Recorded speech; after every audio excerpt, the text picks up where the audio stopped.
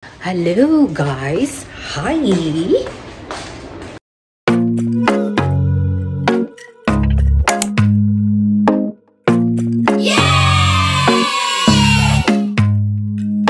Tapos ko lang magsaing. Tapos ko lang actually magsaing tsaka magbasa ng Biblia.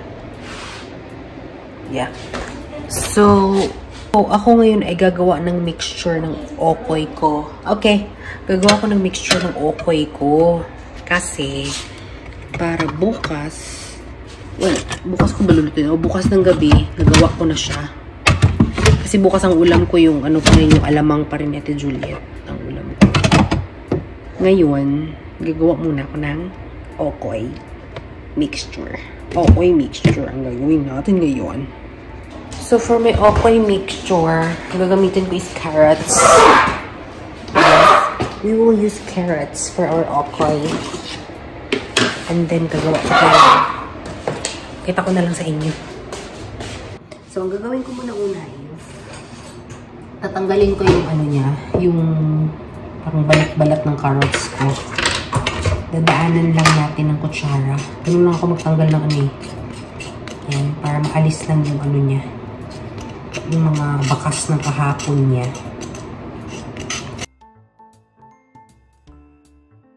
Ano pala guys, nabanggit ko ba sa inyo, ano na kami,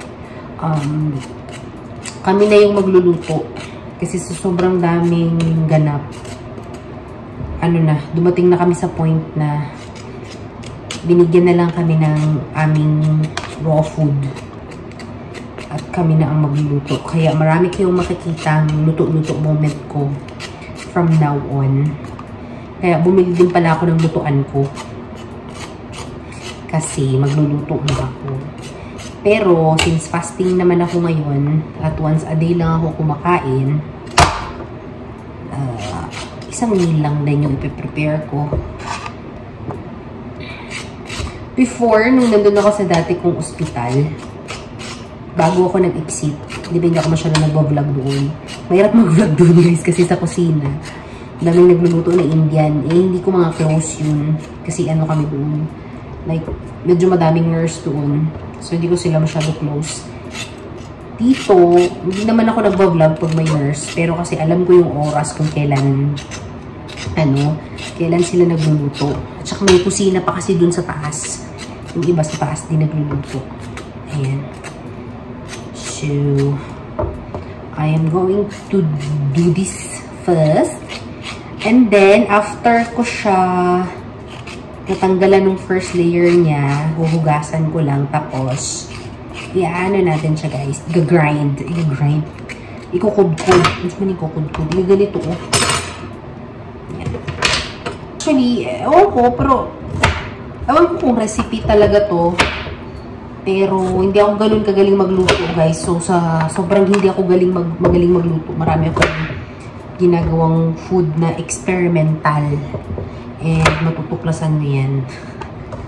Lalabas yung skill ko ng pag-experiment ng food. Makikita niyo yan. Gasan ko muna to. Okay, guys. So, ganito na siya. After nyan, magcha-chop-chop din tayo ng sibuyas at bawang. Okay, mag-alala guys, itatapon ko yun mamaya. Chop-chop tayo ng sibuyas at bawang. Isasalin na natin to siya sa mixture, guys. So, finely chopped. Well, not really finely chopped, but chop-chop. Kasi chop-chop yun na yan.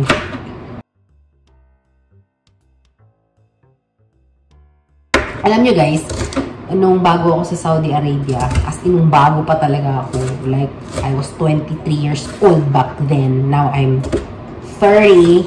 Yes, ma'am. I'm now 32. 10 years. Wow. Wala akong alam ni isang luto. And, survival mode.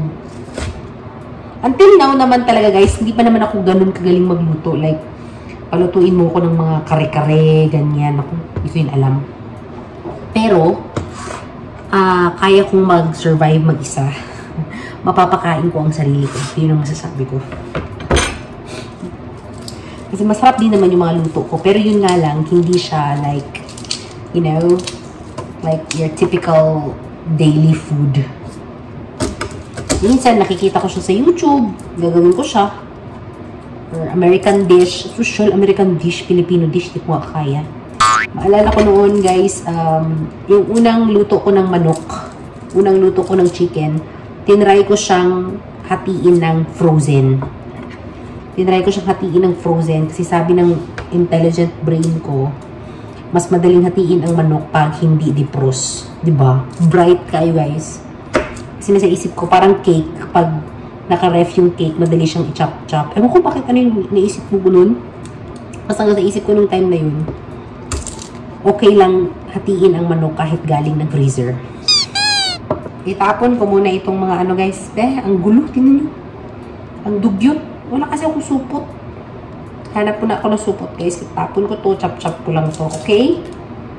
Para ano. Hindi ako ganito kadumi ano guys, ha? Hindi ako ganito kadumi magluto. May supot talaga ako usually. Ngayon lang ako tinamad. Ngayon pa talaga na nagva-vlog ako.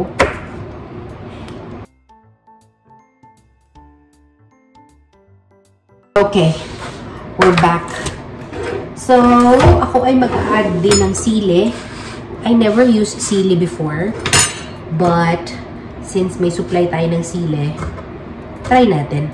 Chop-chop lang tayo ng fine pieces ng sili. Wala kayong nakikita. Makasarili ako, guys. Sorry. So, fine pieces. As much as possible. Very fine. Kasi medyo maanghang siya, guys. So, fine lang. Actually, hindi ko nga ito uubusin eh. Ano lang siguro. Para meron lang siyang konting sipa. Hindi naman buo-buo yung makakagat natin. Ayan.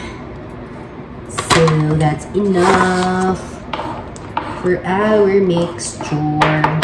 And then, lalagyan natin siya ng salt. That's enough. Yung pepper. Bam. Bam! Ito, lagay tayo ng Knorr liquid seasoning. So, after ng liquid seasoning natin, maglalagay tayo ng itlog. Kala mo magaling ako masyado, guys, no? Pero hindi ako magaling. Joke lang ito, guys. Joke. Oh. Then, i-mix lang natin yan and lalagyan natin siya ng flour. Ito na lang yung flour ko. Actually, may flour pa ako dun sa loob. Kaso lang, tulog si Ate Juliet. Ayoko mag-ingay. So, enough na yung flour na yan. Perfect na yung flour natin. Kung hindi enough yung flour natin, didagdagan na lang natin bukas. Kasi guys, hindi kami nag-aircon. So, dahil hindi kami nag-aircon, maririnig siya lahat ng bawat kuskus ng iyong damdamin. Alam niyo, nung una guys, nahirapan talaga ako nung hindi kami nag-aircon kasi nga, sobrang tahimik. Sobrang tahimik, pati yung paggalaw mo ng bed. Marinig. Ano ko guys, hindi ko kayang matulog ng isang posisyon. So, galaw ng galaw ako every time. Wala namang problema yung pagpapasok ako ng kwarto kasi stealth mode. Para kung spy. Kaya kong gumalaw ng walang tunog, guys. Dahil wala kaming aircon, kaya kong gumalaw ng walang tunog. Yun ang talent na masasabi ko. Kaya kong gumalaw na hindi kita madidisturbo. Yan. Talent yun, guys, yung gumalaw mo. Kaya ako magbihis papuntang duty na hindi kita magigising. Talent yun. Talentadong Pinay. Okay. So, hindi ko to siya piprituhin ngayon kasi may ulam pa naman ako bukas. Ulam ni Ate Juliet. Actually, yung kakainin ko bukas. Saturday kasi ngayon. So, kakainin ko yung pagkain ni Ate Juliet. Sabi niya yun, guys, na kainin ko. Yan. So, this is my pagkain na the next day. Ngayon ko na siya ginawa kasi tomorrow maglalaba ako. Dami kasi akong ganap, guys, ngayong fasting. Dati kasi pag uwi ko, luto lang, diba? Ngayon kasi after, pag uwi ko, magbabasa pa ako ng Biblia. Katatapos ko lang magbasa ng Old Testament tsaka New Testament. Tapos, magbabasa pa siguro ako ulit ng Book of Acts ko, yung New Testament. Then after nun, magpe-pray pa ako. So, yun. Then after ko mag-pray, kung may time pa, makikinig pa ako ng sermon ng mga preachings. Yung mga pinapakinggan kasi ako ng mga pastor, international na mga pastor. Like mga Bible teachers, yung mga pinapakinggan ko ako matulog. So, ayan na. Yummers na yung okoy ko for tomorrow. Parang nga siyang salad. Eh, di ready na siya. Prito ko na lang siya bukas. Siguro dagdagan ko lang pa ito ng flour kasi medyo basa pa siya. So, dagdagan ko ito ng flour. Bukas na lang. Huwag na tayo mag-disturbo ng taong tulog. Ayan na siya. Diba? Flour na lang ginagyan tayo ng flour konti. Pabukas para medyo mag-ano siya. Dikit-dikit pa siya. Yum! The next day. Hello! Naka-makeup ako. Naka-makeup. Hindi ako naka-makeup guys. Ito ang normal face ko pag nag-duty ako. Anyway, kararating ko lang from duty. Tapos yung mixture natin kahapon, lulutuin natin ngayon. Pero dadagdagan ko pa siya ng flour. Papainit lang ako ng ano. Papainitin ko to. Naglalaba din ako ngayon. So, habang naglalaba, ako ay magluluto, di ba? So, habang... Ay, ano yun? Nakapakan ko. Ang dumi ng kusina namin. Grabe. Habang nagpapainit tayo ng mantika, nagsahin muna ako. Wait lang, guys.